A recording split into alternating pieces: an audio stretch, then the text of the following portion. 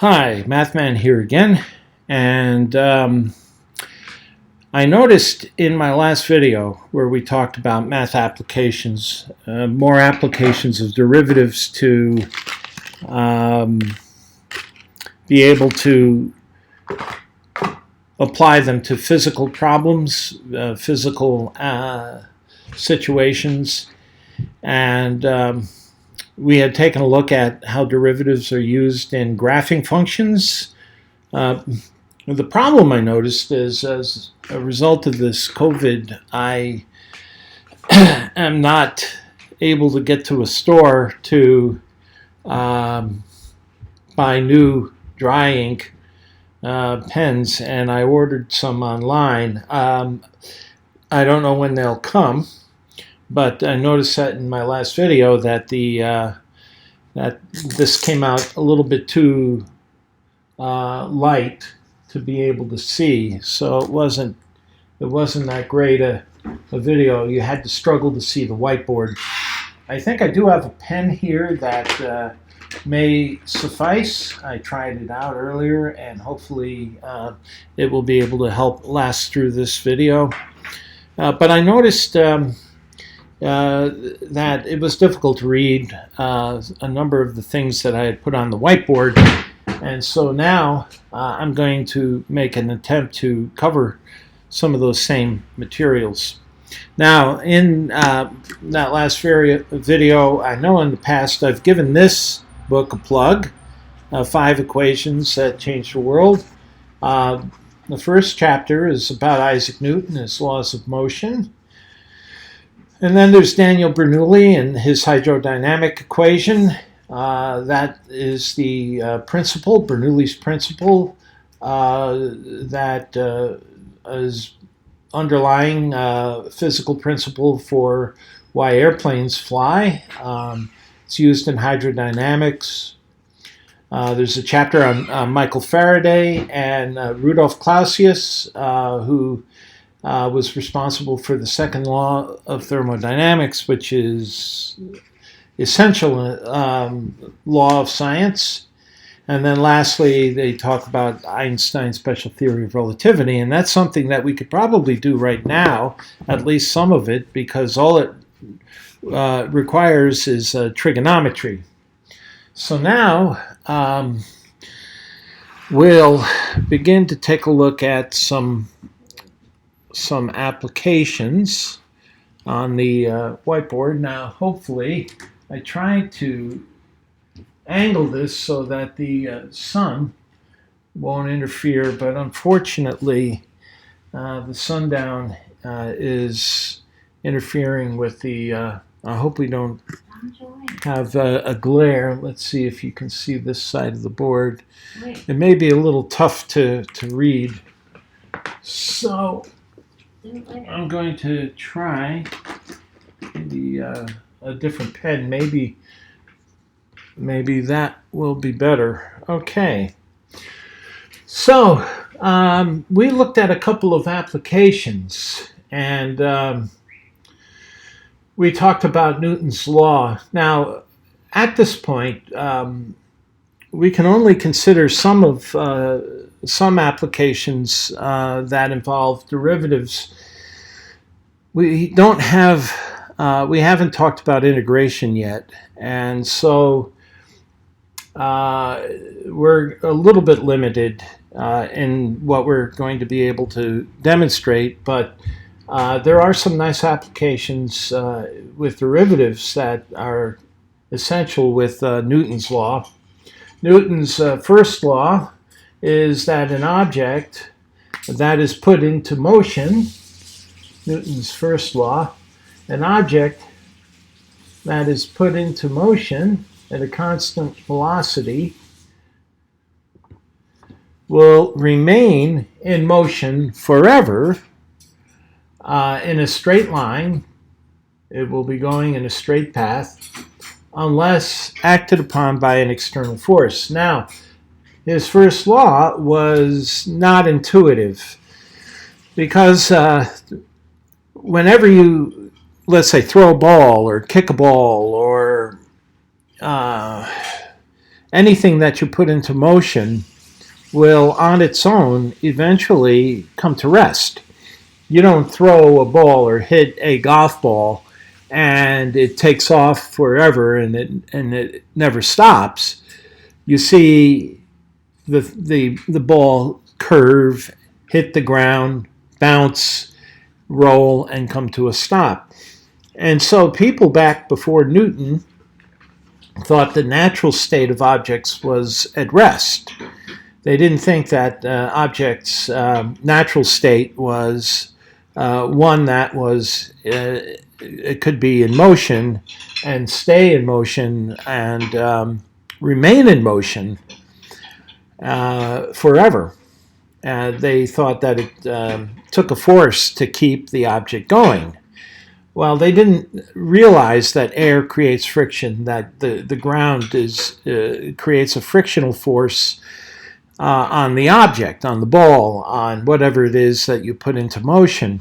And that friction is an external force that acts on the object that's in motion and causes it to stop. Newton had that insight, so he had a completely inverse view of the world and how it worked. Newton's second law is a mathematical law that objects under a force obey this mathematical law. Now, this is an empirical law. Force equals mass times acceleration. And this is the aspect that we're going to be looking at mathematically. And then Newton's third law, which revolutionized our way of looking at the world, was that for every action, there's an equal and opposite reaction. Now, think about when you shoot a gun. You've got the gun on your shoulder, the rifle embedded at rest on your shoulder. When you pull the trigger and the charge goes off and the bullet comes shooting out of the nozzle, the muzzle, at high velocity, very high velocity, you get the rifle kicking back into your shoulder. And if you're not prepared enough, it could knock you over depending on how powerful the gun is. And that's why when you see people with a pistol, and when they shoot the gun throws their hand back. That's this third law in action. So if I were out in space and I was floating out there with a medicine ball that weighs 30 pounds, and I'm just standing there, or well, not standing there, but I'm just out there floating around in space with a heavy object, and I throw that object with a velocity. That object is going to go in this direction with a certain velocity, and I'm going to end up going in the opposite direction. And with a certain velocity, velocity 2, velocity 1.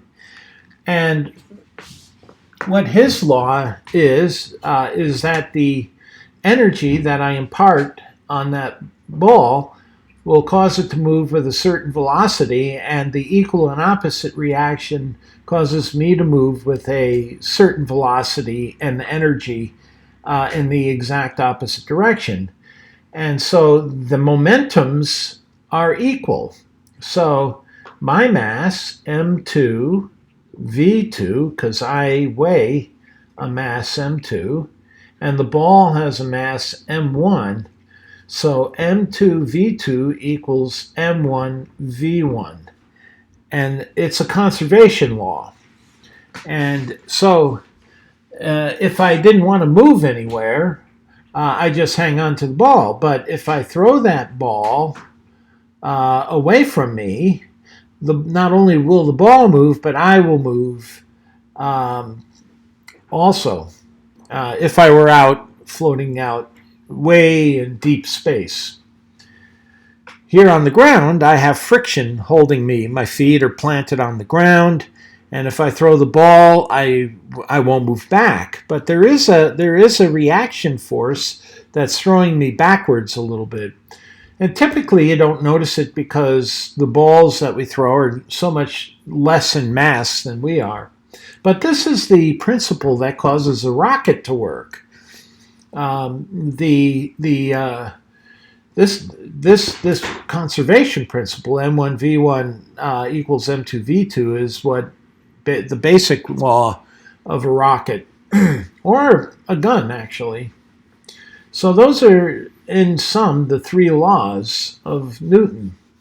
Newton's laws of motion,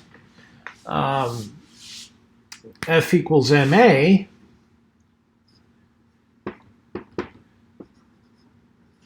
can be thought of as a in a certain way. For example, we know that a distance x, let's say we go a distance, we start at 0 and we go a distance x, and we're in a car and it's moving with a certain velocity, that over a certain period of time I'll move from this point 0, or the starting point, and I will traverse to my end point over here, which I call x, and that happens over a period of time. So the distance x is equal to the velocity I go times the time. Now, that's just a basic empirical mathematical law, and we're assuming here that v is a constant. And so if we think that, let's say we want to know how far we go at 30 miles an hour, miles per hour, in 3/4 of an hour, 0.75 hours. How far do we go? Well, we would simply say 30 times 0.75. Okay, 30 times 0.75. And what is that anyway? That's 30 times 3/4. 30 divided by 4, 728. 7.5 times 3, 5 times 3, 15, 21, 22. It's equal to 22.5 miles. And that makes sense because we didn't go a full hour. If we had traveled a full hour, we would have gone 30 miles because our speed was 30 miles an hour. So we see that this relationship, x equals the distance covered, is equal to the velocity that you're going times the time. Well, we can also say that velocity equals the distance divided by the time. V equals x over t. And we also had seen in our last video that, let's see, that the rates of change, that if we have a function f of x equals some function of x, a x squared plus b x, f prime of x equals 2ax plus b is the same as the velocity, and the second prime is equal to the acceleration, 2a. So we can take those And we see that F equals ma, but its acceleration is equal to dv dt. So m being a constant is dv dt, and we know dv dt is equal to dx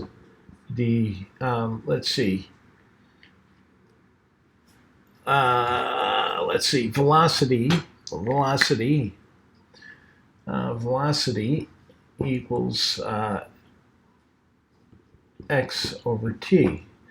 So dv dt equals d dt of x over t.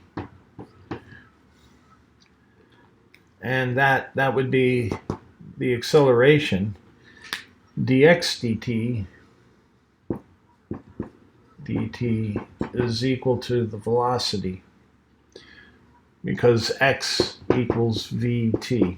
Dx dt equals velocity.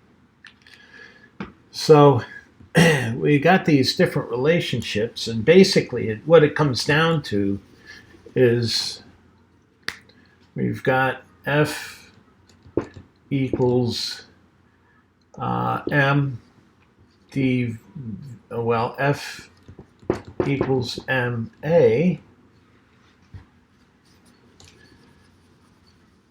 which equals dv dt, which is equal to d squared dt squared of x.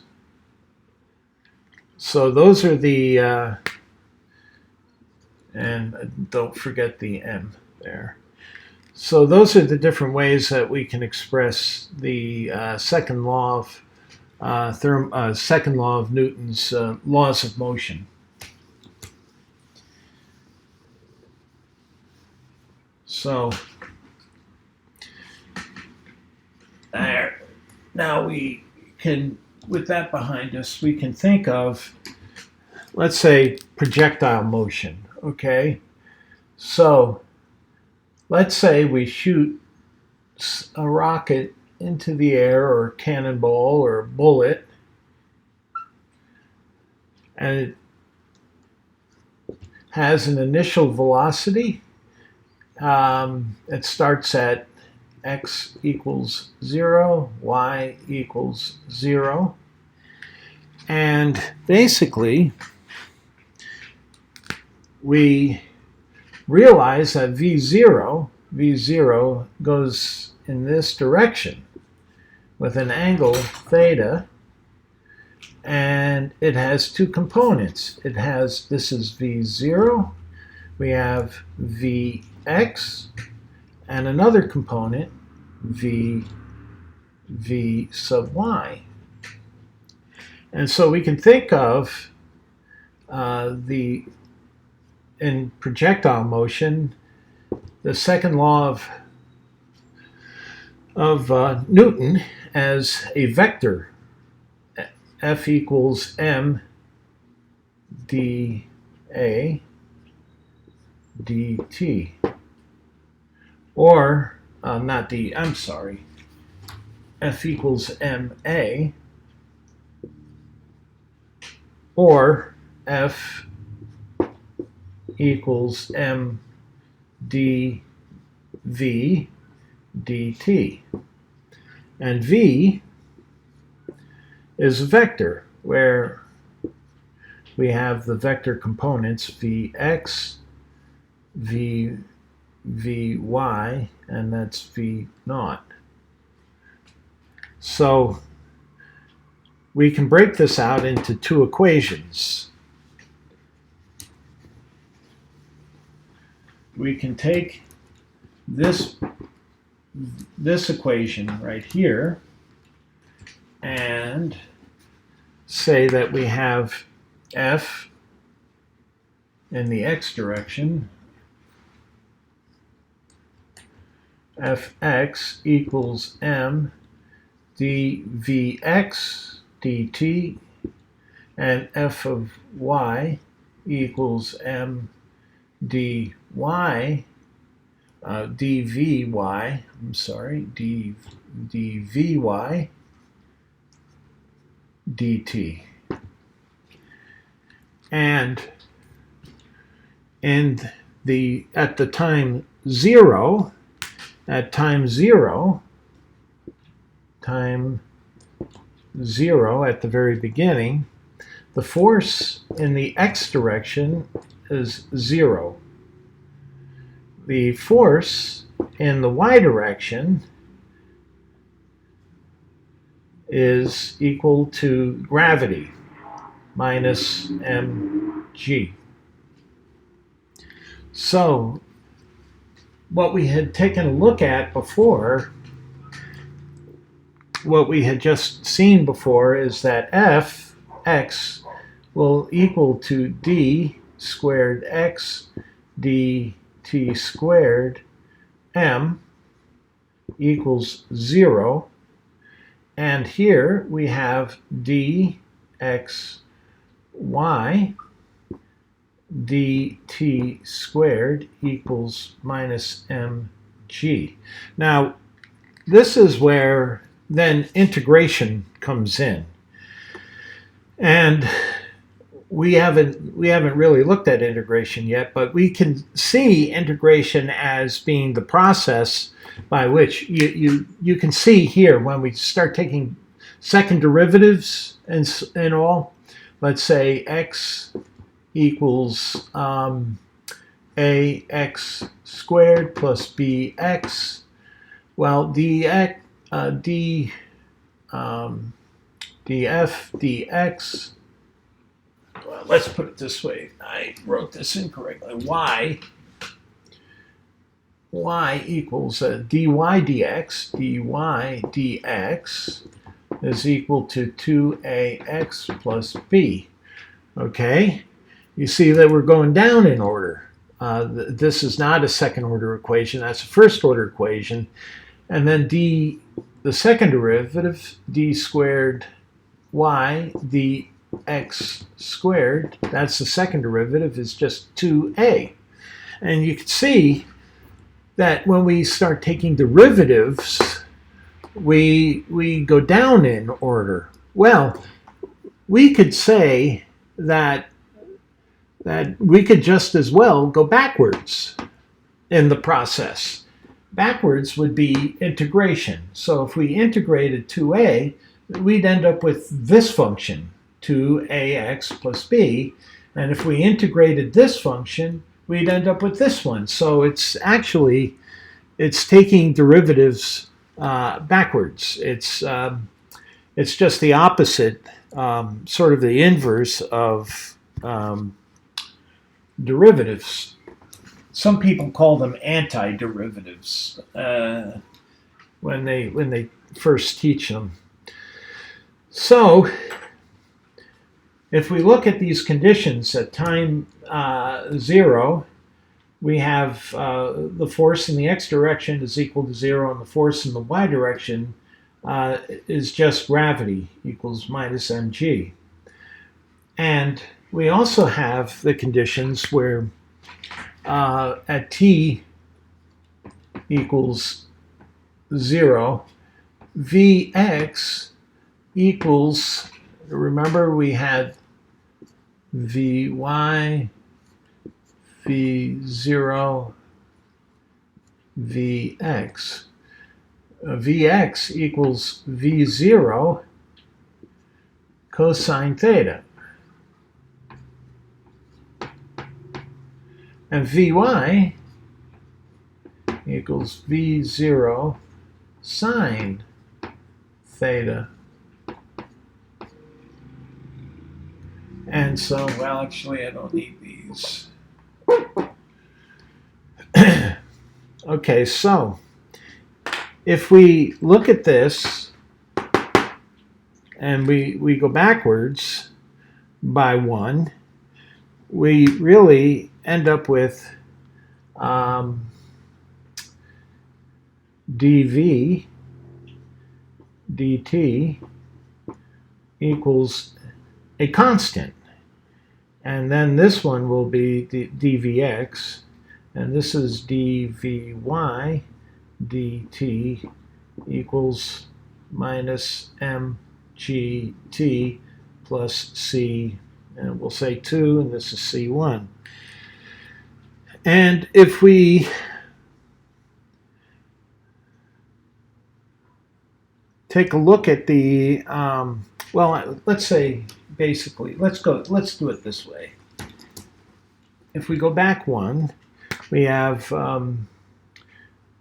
dx dt equals a constant, and this is dy dt equals minus mg t plus c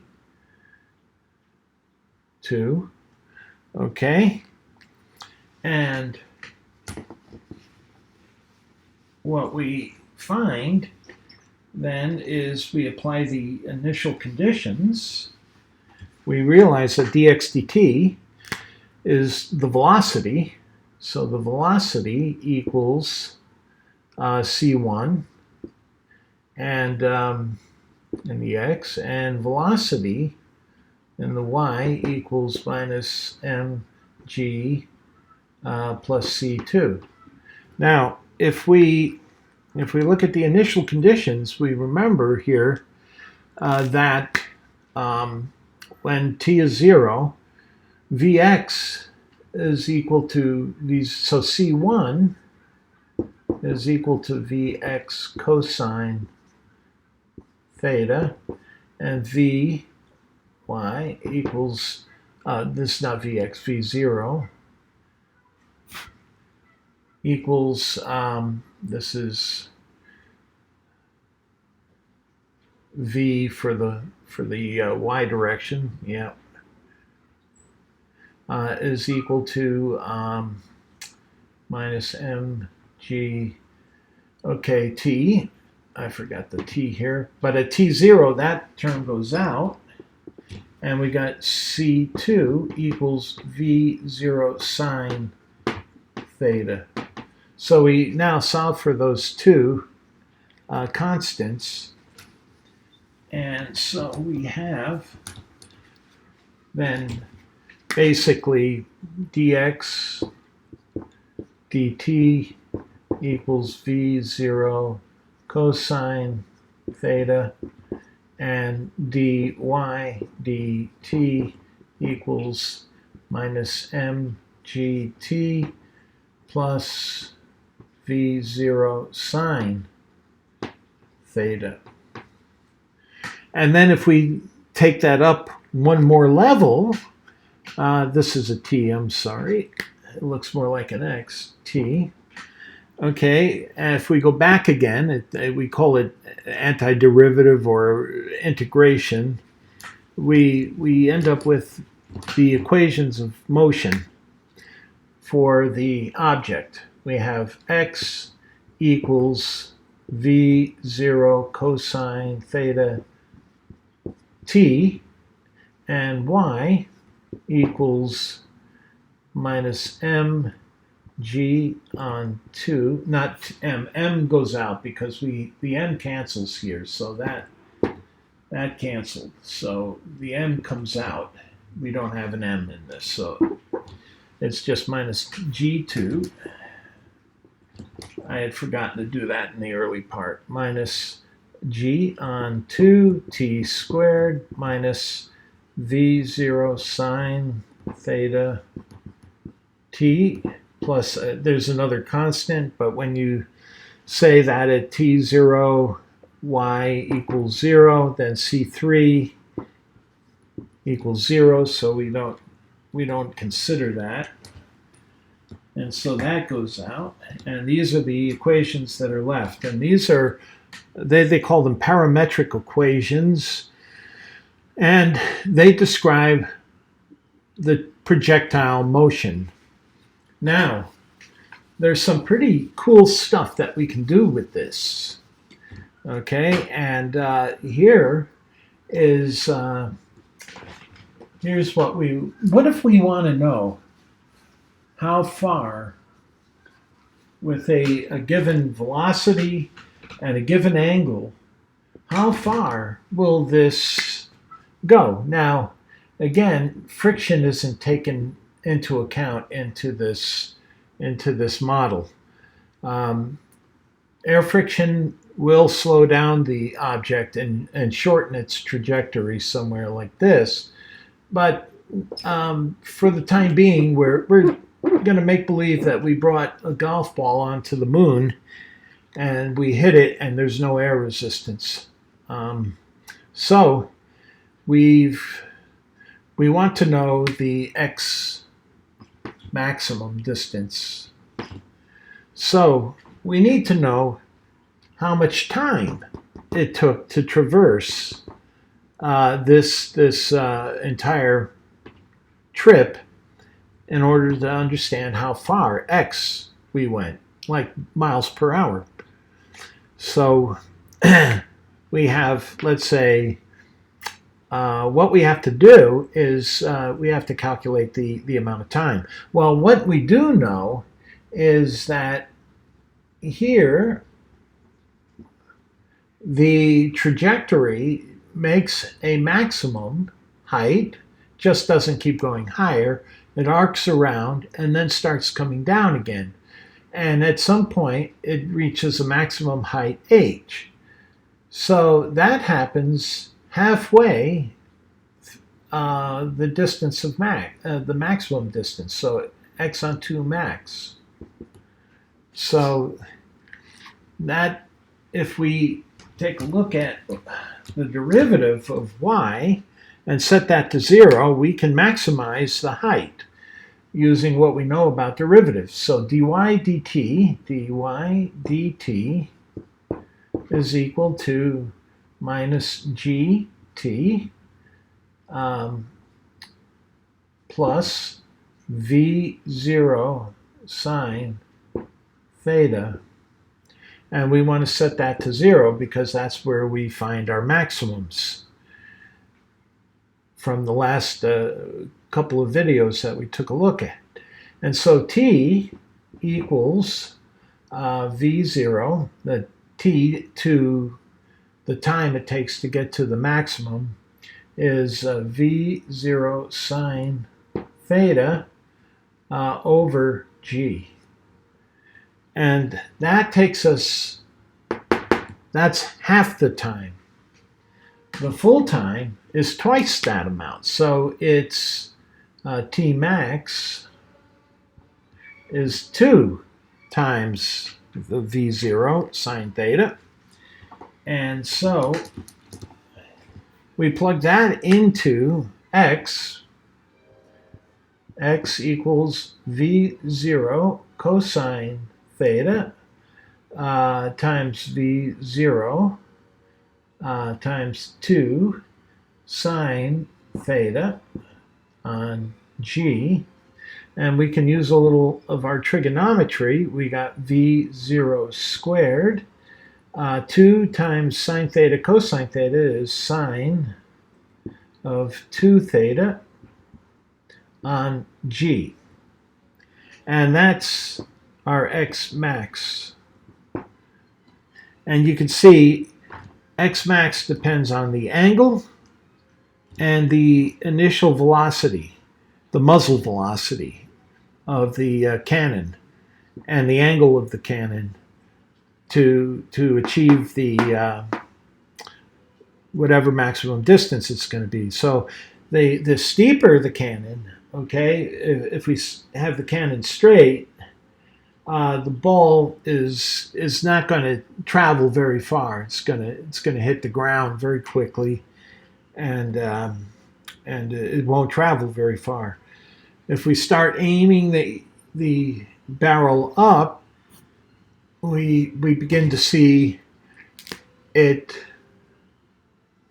go further and further and further until we get to a certain maximum. And then the more that we increase the angle, think about it, if we shot the barrel straight up, that cannonball is going to stop and then drop back down again right on top of you. So there is a point at which the distances again start to minimize, to start getting shorter. And so we can take a look at the when what the maximum is if we take the derivative of x with respect to the angle. So we can see what angle gives us the maximum distance. So if we go like this, x max equals v0 squared sine of 2 theta on g dx d theta is equal to d theta of this function, v0 sine 2 theta on g. Well, we can simplify that a little bit. We can say u equals 2 theta, du equals 2 d theta. So if we substitute the u in there, we can then go d du, d theta du, and we've got, and we want to set that to 0. We have v0 squared on g cosine of u. All right, and then we replace u or du, and we have 2 v0 squared on g cosine 2u. Well, cosine, the cosine function is 0 when theta is equal to pi on 2. So 2 theta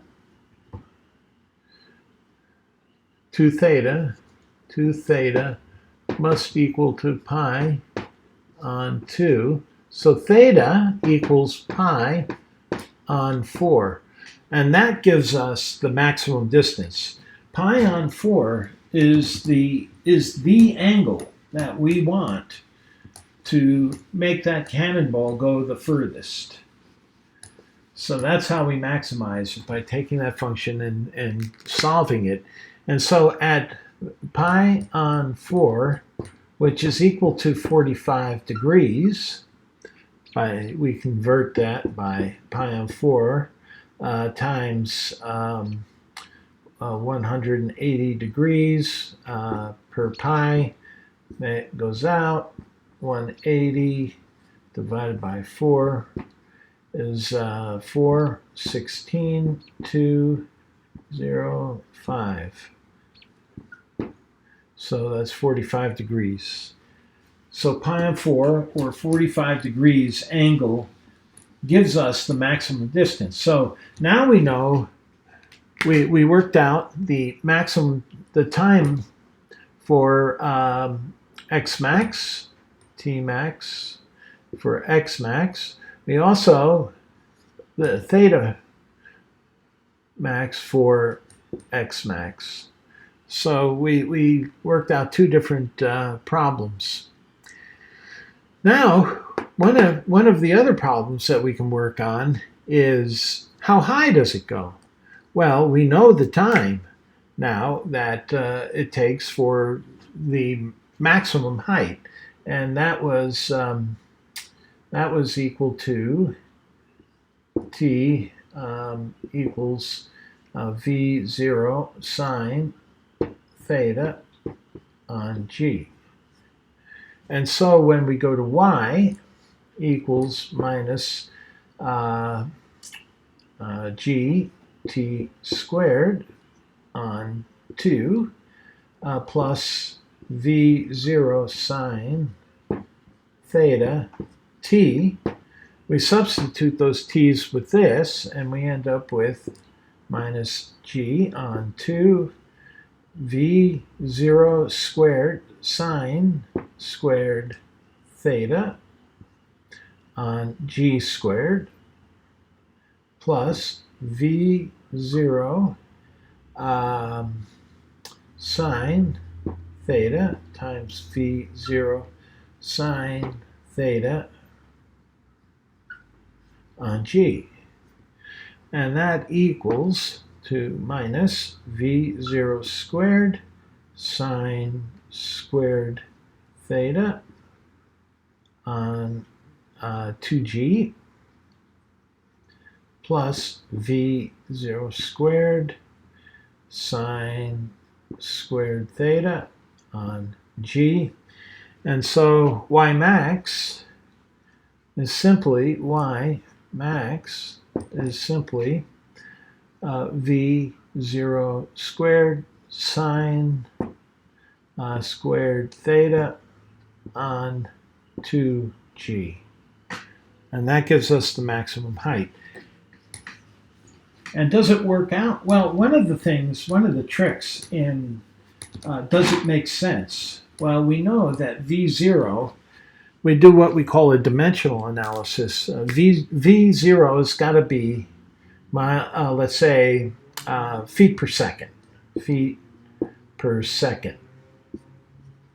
So v0 squared, we got feet squared per second squared.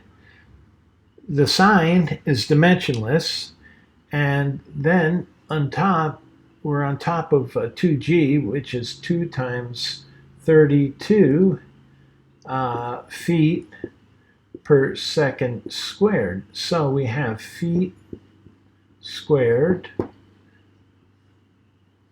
per second squared divided by feet second squared. These cancel, and this equals to feet. And so we know that we've gotten the right answer because the units come out. We got the height in feet. So h, that's our h here. So some pretty cool stuff that comes out of the Newton's second law and the parametric equations for projectile motion.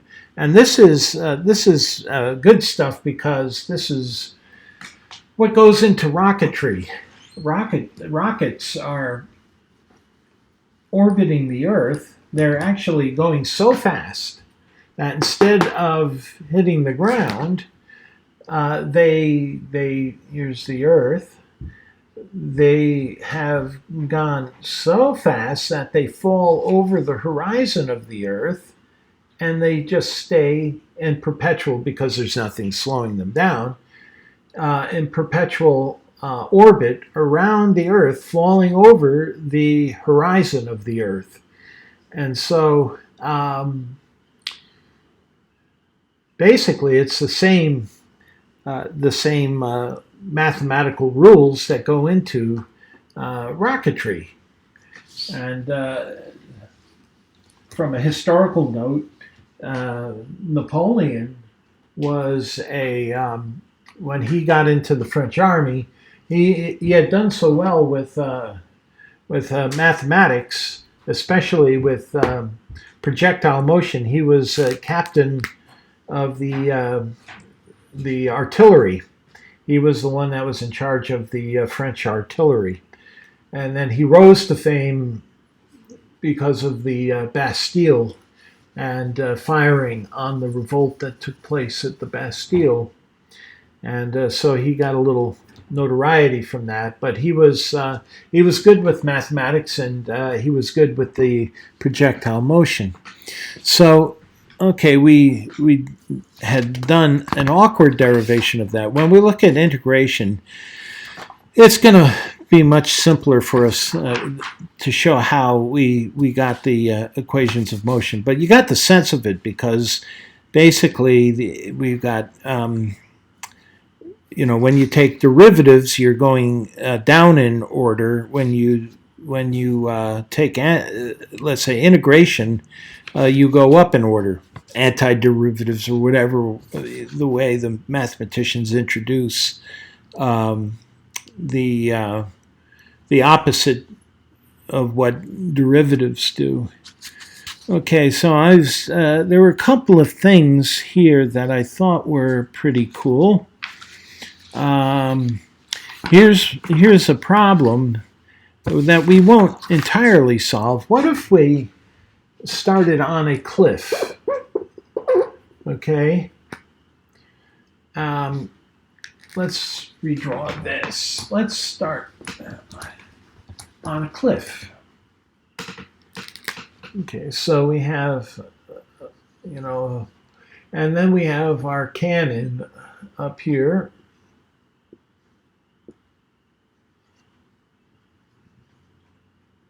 That's our cannon. And we shoot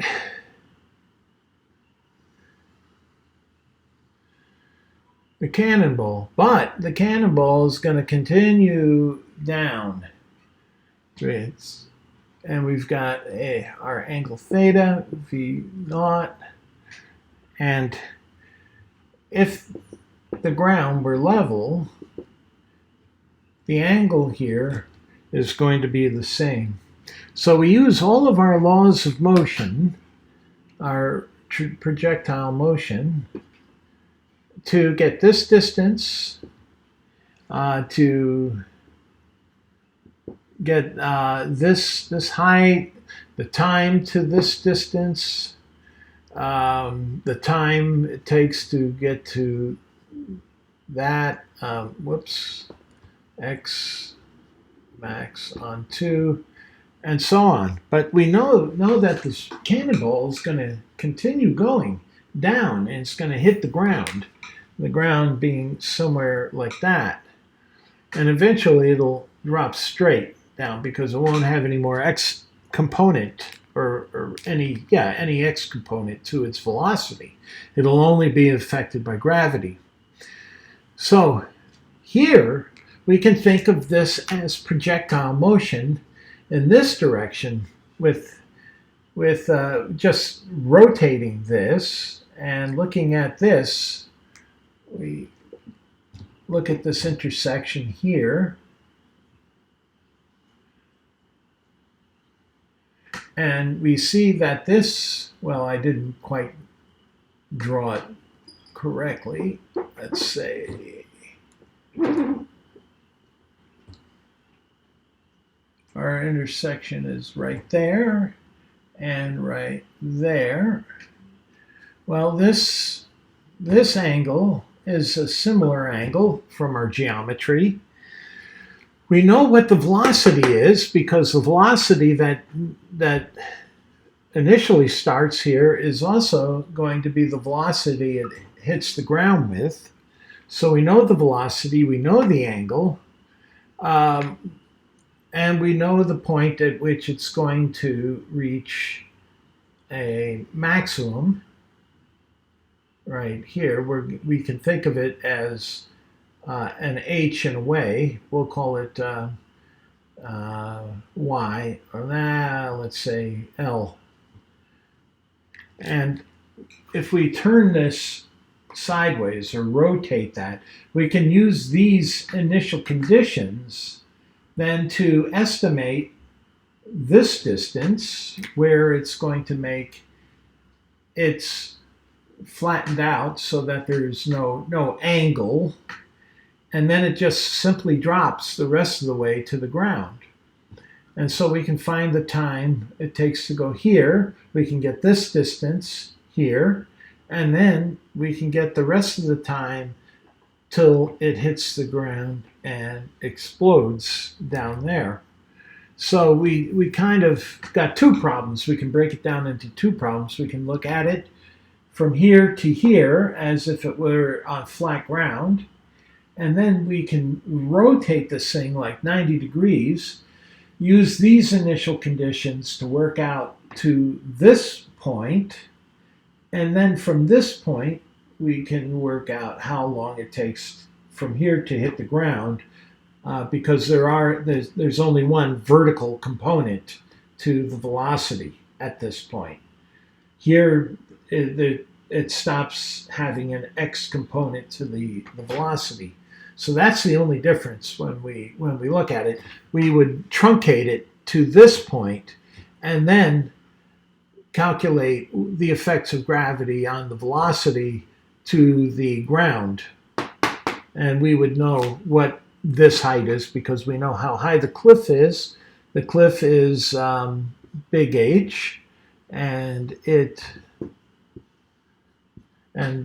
this will be some distance that we calculate. Okay, we'll call this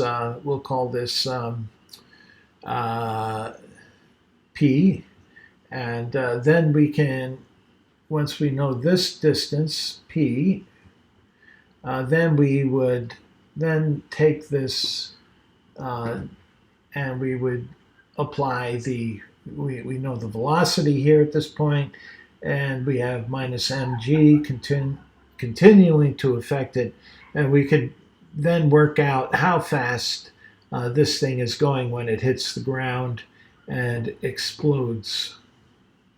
Okay, so that's how you would look at it. You would kind of break it down into two problems. That's one way of solving it simply.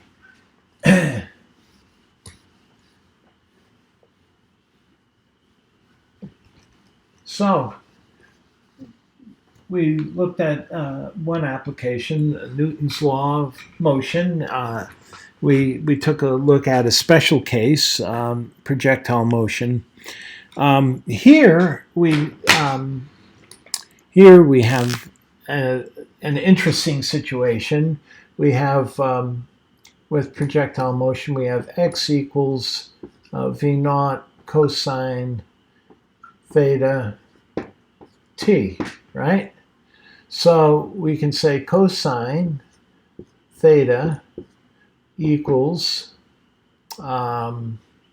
x on v naught t, and then if we want to get the angle, we can say that equals to the inverse cosine of x on v0 t. And if we knew this distance and we knew the time, then we would be able to get the angle. So what if we wanted to look at the angle with respect to, let's say, x? We go d theta dx.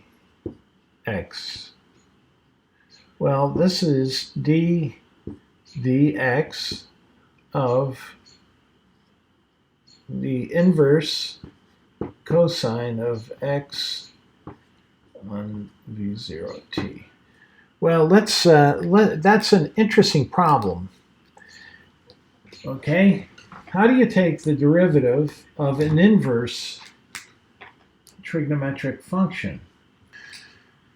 Okay, so let's take a look at this situation where we want the derivative of the inverse trigonometric function. So first thing, we know that cosine of theta is equal to x.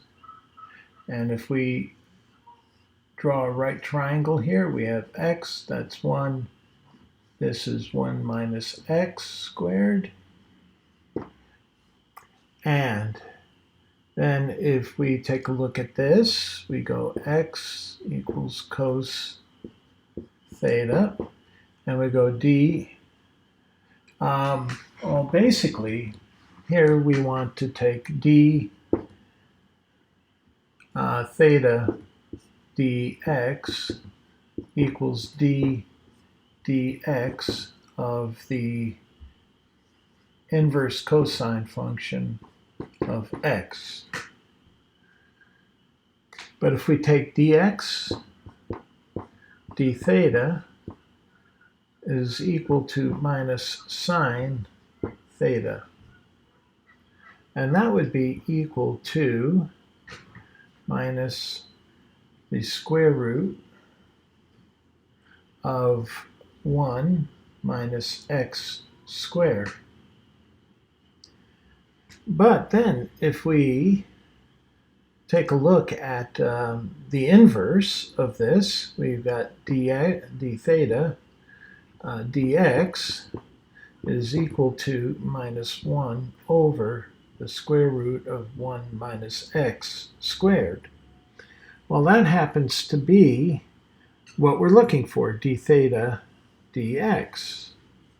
So basically our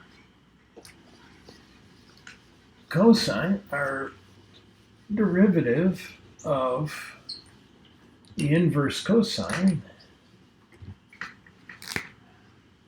d theta dx equals d dx of cosine -1 of x, and that's equal to minus 1 over 1 over minus x squared.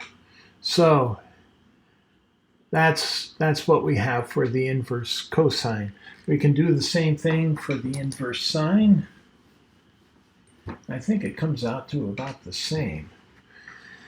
If we have theta equals inverse sine of x, that is the sine of x equals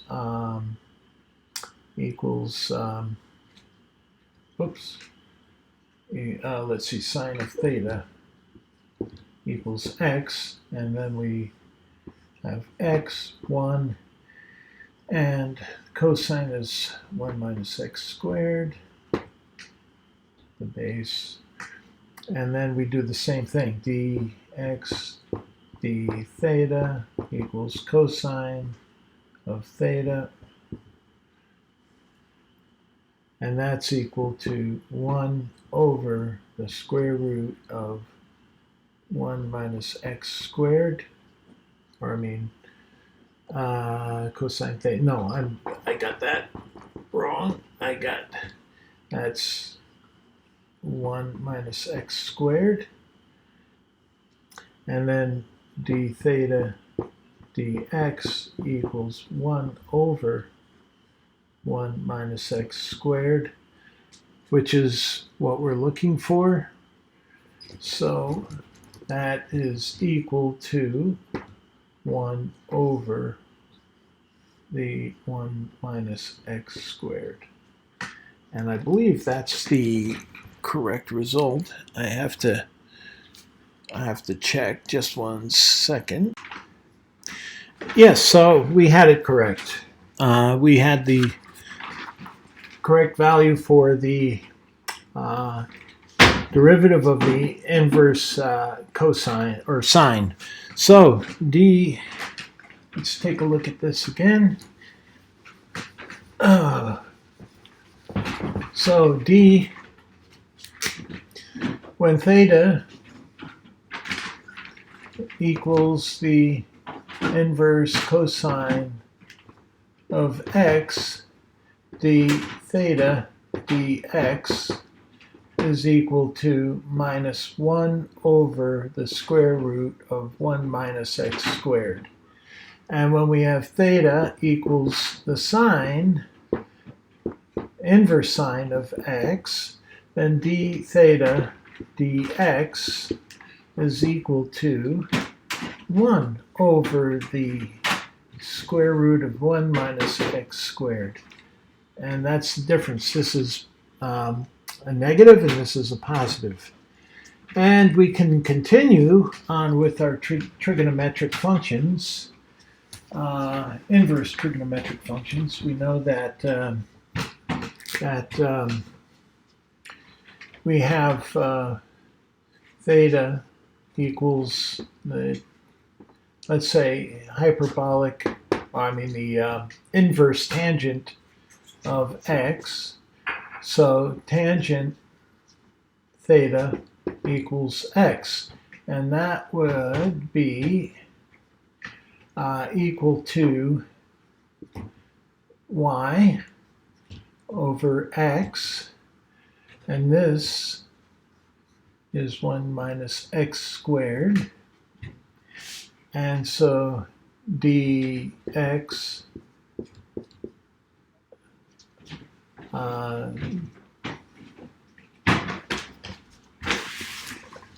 dx, let's see, x equals tangent theta, d x d theta is equal to, now we have sine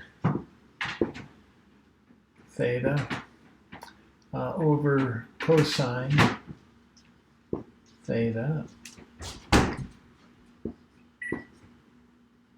And this is where, and we want this to be dx d theta equals d dx of this whole business.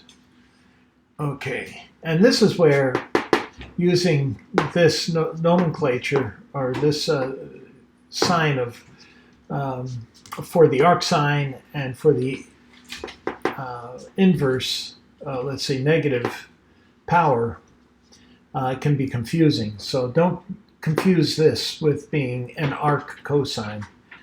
So sometimes people just draw a sine and a cosine for the arc. That's probably less confusing. So when we take this derivative, then we take a look at, we got first we got to take the derivative of the sine function, which is cosine theta times cosine theta over 1 over it, and then we have minus, and we have sine theta cosine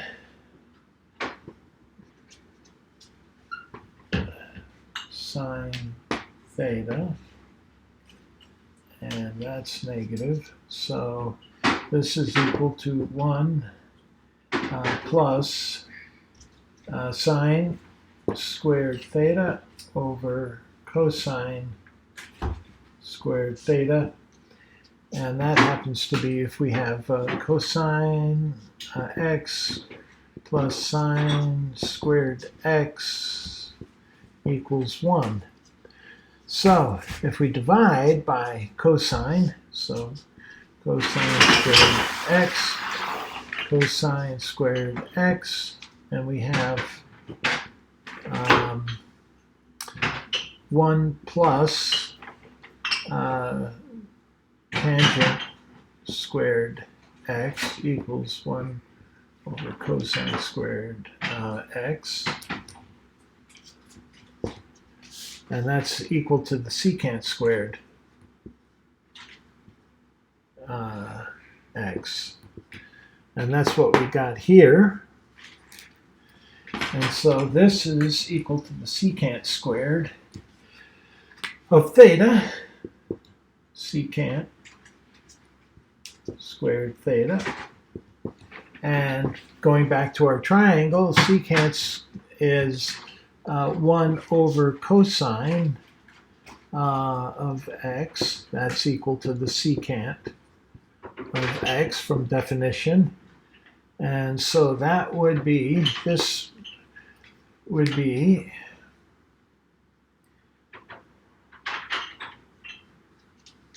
1 minus x squared, so that's equal to 1 minus x squared. And that's dx d theta. But we want d theta dx, and that's equal to 1 over 1 minus x squared. And I didn't write that very neatly, so this is 1. And that's our derivative for the inverse tangent. So now we have 3 derivatives for the inverse cosines. All right, so we have this, which is d theta dx of, let's do this. We have theta equals inverse cosine of x, and d theta dx equals d dx of the inverse cosine of x, and that's equal to the minus 1 over square root of 1 minus x squared.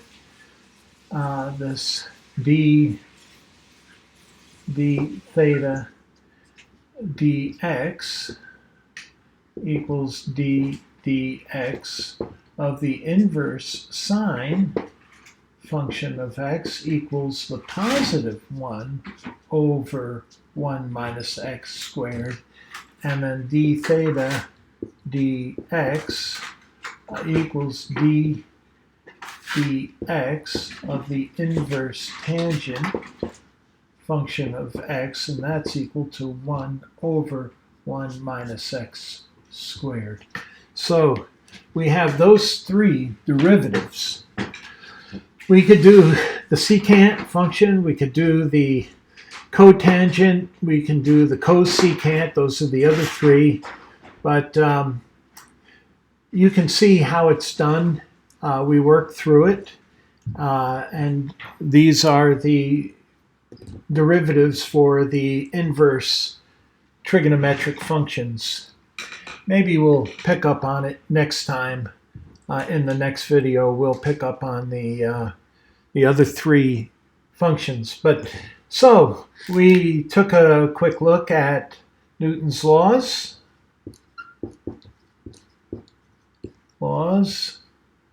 the 3 of them. And in particular, we took a look at F equals ma. That's the second law.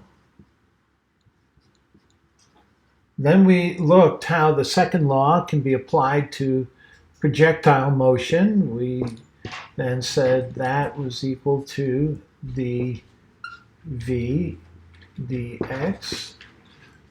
And then we had f of x equals m vx vx dx, and fy equals m dvy dx.